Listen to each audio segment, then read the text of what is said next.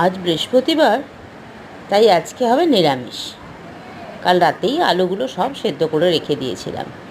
আলুগুলো সেদ্ধ করে ভেবেছিলাম একটু আলুর পরোটা আর দই বা ছোলা ভাটুরে করে খাওয়া হয়ে যাবে। ভাটুরা হবে না, ছোলে হবে, ঘুগনি যাকে বলি। তা আলুগুলো প্রথমে সেদ্ধ করে রেখে তার মধ্যে আদা কুচি, শুকনো লঙ্কা, একটু জিরে গুঁড়ো, একটু ধনে গুঁড়ো আর সামান্য একটু ধনেপাতা কুচি দিয়ে ভালো করে আলুটা আগেই মেখে রেখেছিলাম। এইবার আটাটাকে একটু মেখে তার মধ্যে আলুর পুর দিয়ে ভাবলাম তাওয়াটা আগে বসিয়েই রেখে দিই, কারণ এক হাতে বেলা এক হাতে সেদ্ধ করা খুব সমস্যা। তাই ভালো করে ভিডিওটা তুলতে পারিনি, কিন্তু ওই যে ভিউজ আসুক না আসুক, এটা একটা নেশার মতো হয়ে গেছে। তাওয়াটা আগেই গরম বসিয়ে দিয়েছিলাম।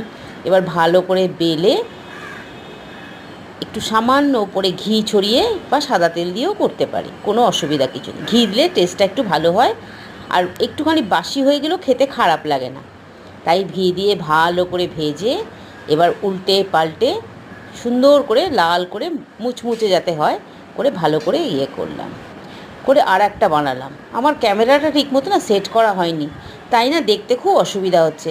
আসলে আমি নতুন করে শুরু করেছি তো, সব আগের প্রসিডিওর সব ভুলে গেছি, যে কিভাবে ক্যামেরা ধরতে হয়, কিভাবে কি করতে হয়। মেয়ে ছিল যখন তখন সত্যি সত্যি পেরেছি করতে, এখন আর পারি না করতে।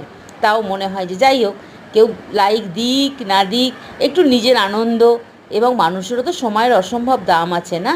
আমি নয় হাউসওয়াইফ, ঠিক আছে চলে যাচ্ছে কোনো রকম, কিন্তু যারা চাকরি বাকরি করে তাদের তো অত সময় নেই।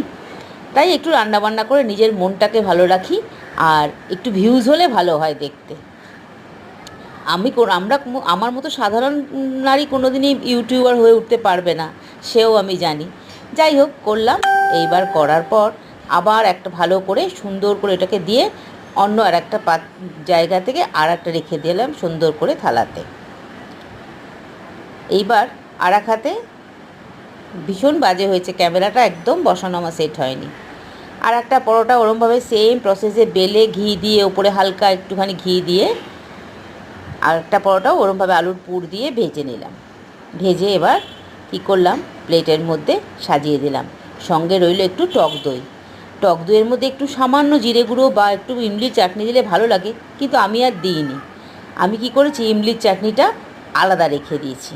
কিন্তু বিশ্বাস করুন, লুক ওয়াইজ হয়তো দেখতে ভালো হয়নি, খেতে খেতে খুব সুন্দর হয়েছে। টিভির ওপারের বন্ধুদের আমার ভীষণ আন্তরিক শুভেচ্ছা ও ভালোবাসা। সকলে খুব ভালো থাকবেন আর সুস্থ থাকবেন, এটাই আমি ভগবানের কাছে প্রার্থনা করি।